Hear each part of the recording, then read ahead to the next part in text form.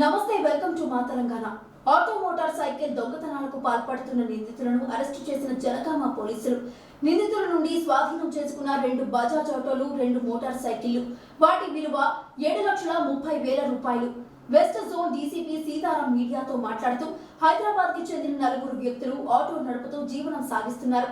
జల్సాలకు అలవాటు పడి తక్కువ సమయంలో ఎక్కువ డబ్బులు సంపాదించాలనే ఉద్దేశంతో వరుస దొంగతనాలకు పాల్పడుతూ 2022, 2023 సంవత్సరంలో బంజారా హిల్స్, మేడిపల్లి, చిలకలగూడ స్టేషన్ పరిధిలో దొంగతనాలకు పాల్పడుతుండగా పోలీసులు అరెస్టు చేసి చెంచలగూడ జైలుకు తరలించారు. జైలు నుంచి వచ్చాక మరలా జల్సాలకు అలవాటు పడి 3 రోజుల క్రితం 4 బస్సులో జనగామ వచ్చి జనగామ నగరంలో ఇంటి ముందు పార్కు చేసి ఉన్న బజాజ్ ఆటోను పెంబర్తి గ్రామంలో మరో ఆటోను తీసుకుని వెళ్లి నిర్మానుష్య ప్రాంతంలో పెట్టి హైదరాబాద్ వెళ్తున్న క్రమంలో పెంబర్తి వై జంక్షన్ వద్ద జనగామ పోలీసులు తనిఖీలు చేస్తుండగా పోలీసులను చూసి పారిపోతుండగా పట్టుకున్నారు. నిందితులను పట్టుకోవడంతో ప్రతిభ కనబరిచిన జనగామ పోలీసులను డీసీపీ సీతారాం అభినందించారు.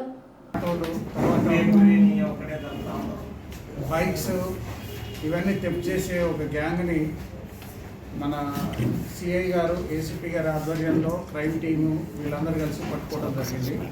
దీంట్లో మొత్తం 4 పట్టుకున్నారు. ఈ 4 కూడా అందరూ హైదరాబాద్ సిటీకి చెందిన వాళ్ళు. 2 రాజన్ నగర్ వాళ్ళు, ఒకతను వచ్చి లంగర్ హౌస్ దగ్గర, ఒకతను వచ్చి అట్టపల్లి దగ్గర, ఫాతిమా నగర్. అయితే ఈ 4 పేర్లలో ఒకటి సయ్యద్ ఇమ్రాన్, ఫిరోజ్ అలీ ఖాన్, అజరుద్దీన్ అండ్ మహమ్మద్ బాబర్. ఈ 4 యాక్చువల్గా వీళ్ళు ఇంతకుముందు ప్రీవియస్ అఫెండర్స్.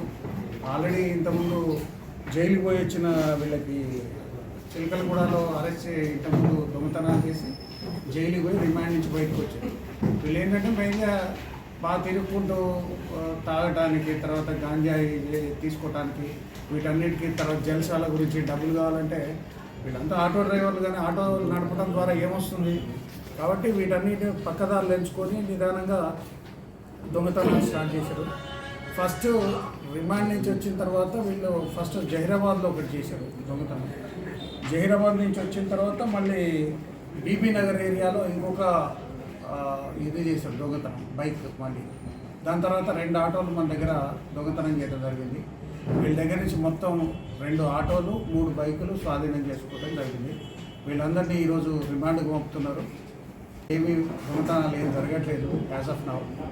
వీళ్ళని కూడా అంటే మేము ఇమ్మీడియట్గా వీళ్ళు కొత్త స్టార్ట్ చేయగానే ఇమ్మీడియట్ అలర్ట్ అయినా ఉన్నది. ఎప్పటికప్పుడు పాత కేసులు అన్నీ పోతున్నాయి కాబట్టి కొత్త కేసుల్లో అలర్ట్ అయ్యి మన సిఐ గారు, రఘు, తర్వాత ఏసీపీ గారు, క్రైమ్ టీము వీళ్ళందరూ కలిసి దీన్ని చేశారు.